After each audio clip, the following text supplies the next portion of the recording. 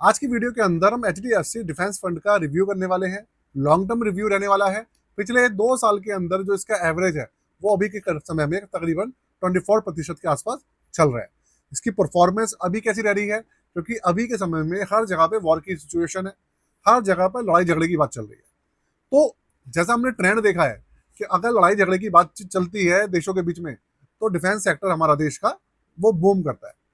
क्या इसका इम्पैक्ट इस पे है या नहीं है, वो जानेंगे। वीडियो के अंदर अंत तक बने रहिएगा। साथ में चैनल को सब्सक्राइब करके वीडियो को लाइक जरूर कर दीजिएगा। शुरू करते हैं। कंप्यूटर स्क्रीन आपके सामने चालू हो चुकी है। फंड का नाम आप देख लीजिए, एचडीएफसी डिफेंस फंड। ये इंडिया का इकलौता डिफेंस सेक्टर का एक्टिव मैनेज फंड है। इसके अलावा 2-3 फंड और भी हैं, लेकिन वो सारे के सारे इंडेक्स फंड है। अब इसके अंदर आप देखिए रैंकिंग वगैरह तो इसको अभी तक मिली नहीं है। रिस्क मीटर इसका वेरी हाई है, और अगर मैं आपको बताऊं, इसका रिस्क मीटर वेरी हाई नहीं, वेरी वेरी हाई होना चाहिए, क्योंकि ये एक सेक्टर बेस्ड फंड है, और सेक्टर बेस्ड फंड जो होते हैं वो और ज्यादा रिस्की होते हैं। आगे बात करेंगे इसके बारे में। 2 साल का एवरेज 24.03% है, मैंने आपको बताया ही था। अभी के समय में इसका एनएवी 24 रुपए 23 पैसे पर चल रहा है। जो इसका रिटर्न है उसके ऊपर एक नजर डालते हैं, उसको समझते हैं कि अभी की कंडीशन में जहां पर लड़ाई झगड़े की बात चल रही है, इंडिया भी वैसे डायरेक्टली तो किसी झगड़े में इन्वॉल्व नहीं है, लेकिन पाकिस्तान अभी के समय में जो हथियार है वो जमा कर रहा है, और इंडिया भी एक के बाद एक नए नए ऑर्डर दे रहा है। क्या उन ऑर्डरों का हमारी जो कंपनीज है, हमारा डिफेंस सेक्टर है, उसके ऊपर असर है? उसके ऊपर एक नजर डालते हैं। ये देखिए, 1 साल का रिटर्न है 36%, 6 महीने का 4% माइनस में है, 3 महीने का 4.70% पॉजिटिव है, और 1 महीने में तकरीबन 2.5% नेगेटिव है। तो देखा जाए तो जो भी इम्पैक्ट चल रहा है अभी के समय में, उसका इसके ऊपर कोई इम्पैक्ट नहीं दिख रहा है। अच्छा, उसके पीछे एक कारण मैं आपको बताता हूँ। अभी कुछ समय पहले मैंने Motilal Oswal defence index fund का रिव्यू किया था, और उसके अंदर जो रिटर्न्स वगैरह थे वो थोड़े पॉजिटिव थे, लेकिन तब तक हमारी जो मार्केट थी 25,000 पे चल रही थी, गिरावट नहीं आई थी। लेकिन उसके बाद आपको पता है 2-2.5 हजार पॉइंट्स की गिरावट आ गई, जिसकी वजह से यहाँ इस फंड के अंदर आपको नेगेटिव इम्पैक्ट देखने को मिल रहा है। उस वजह से ज्यादा गिरावट दिख रही है, नहीं तो जो डिफेंस सेक्टर है हमारा वो थोड़ा सा पॉजिटिव चल रहा है।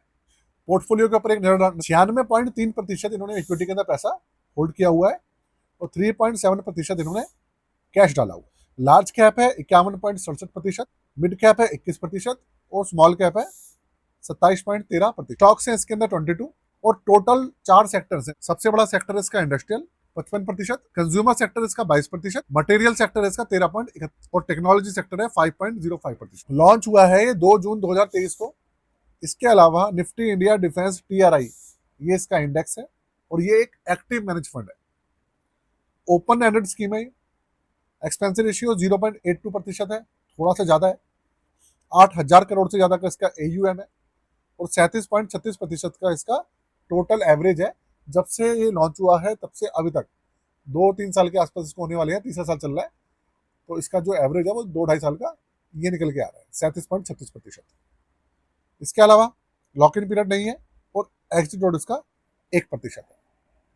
अगर 1 साल से पहले कोई रिडीम करता है तो उसको 1% चार्जेस देने पड़ेंगे एग्जिट लोड के तौर पर, उसके बाद कुछ भी नहीं है। और मिनिमम एप्लीकेशन अमाउंट वगैरह जो है इसके अंदर वो 500 रुपए से 1,000 रुपए शुरू हो जाती है। लमसम वगैरह इस फंड के अंदर बंद है। अब ये सब चीज आपने देख ली। अब इस फंड की पॉजिटिव और नेगेटिव साइड की मैं बात करता हूँ, और आपको बिल्कुल जेन्युइन इन्फॉर्मेशन दूंगा मैं। देखिए, ऐसा है कि सबसे पहले जो इसका नेगेटिव पॉइंट है उसकी बात करते हैं। एक्सपेंसिव रेशियो इसका बेहद ज्यादा है, 0.82%। उसके अलावा अगर मैं बात करूं, तो इस फंड के अंदर कोई उस तरीके से कोई प्रॉब्लम नहीं है। प्रॉब्लम है सेक्टर के अंदर। डिफेंस सेक्टर भारत का सबसे ज्यादा सेंसिटिव सेक्टर है, जिसके अंदर अप एंड डाउन बहुत ज्यादा होते हैं।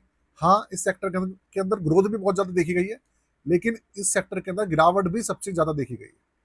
ये वही सेक्टर है जो कि 2-3 महीने के अंदर रिटर्न्स बहुत ज्यादा देता है, और ये वही सेक्टर है जो कि 15-20 दिन के अंदर जितने रिटर्न्स दिए थे उतने ही नीचे भी आ जाते हैं।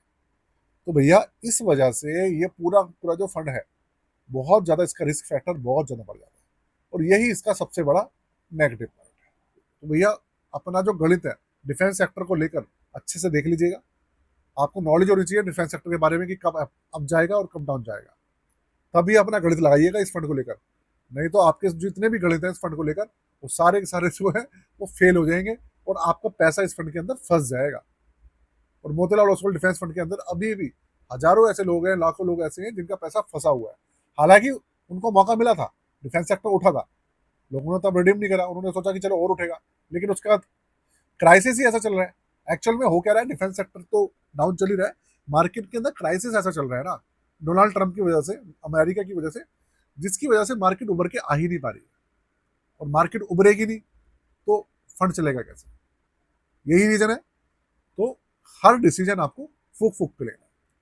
साथ में अपना पोर्टफोलियो चेक कराते रहिएगा, अपना पोर्टफोलियो बनवाना चाहें तो बनवाते रहिएगा, क्योंकि यही इतना अच्छा मौका है मार्केट के अंदर अभी के समय में। आप समझिए सब कुछ सस्ता है, तो नया पोर्टफोलियो बनवाने के लिए बहुत अच्छा मौका है, अभी रिव्यू कराने के लिए बहुत अच्छा है, करवा सकते हैं। चार्जेस तो 999 है।